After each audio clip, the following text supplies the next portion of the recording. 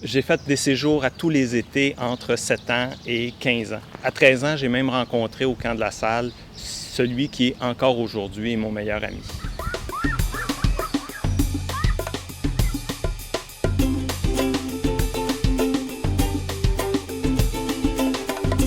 Le camp de la Salle existe depuis 1952. Ça fait 62 ans que des enfants ont la chance d'aller s'amuser, d'aller découvrir des tonnes d'activités. Tout le monde y trouve son compte, autant dans les activités nautiques, créatives, sportives. Je me souviens encore de l'importance non négligeable que certains moniteurs ont eue sur moi. C'est ça que je trouve le plus valorisant, de savoir qu'on a pu faire un changement de ce genre-là dans la vie d'un campeur ou d'une campeuse. De les voir vivre une espèce de condensé d'épanouissement puis de confiance en eux, c'est ce qu'il y a de plus beau au camp de la Salle.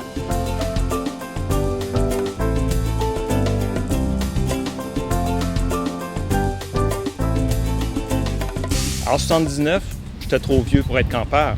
Je suis devenu moniteur. C'est à ce moment-là que j'ai compris que le camp avait toujours eu des programmes pour accueillir des enfants de familles défavorisées. Depuis 2002, plus de 700 jeunes ont pu profiter d'une semaine ou d'une fin de semaine au camp de la Salle grâce à la Fondation Camp de la Salle qui assume les frais de séjour. Je crois que c'est ultra important de continuer à préserver ça dans la vie de ces jeunes-là qui viennent de se laisser de différents milieux dans le quartier à Montréal où la nature n'est pas présente.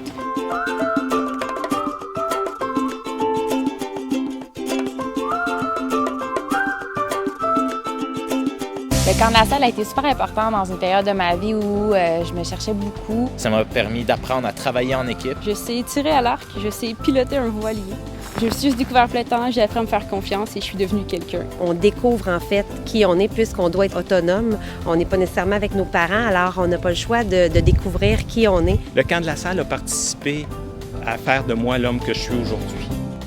Je trouve ça important que les futures générations d'enfants puissent avoir la chance que j'ai eue d'avoir un séjour au camp de la Salle.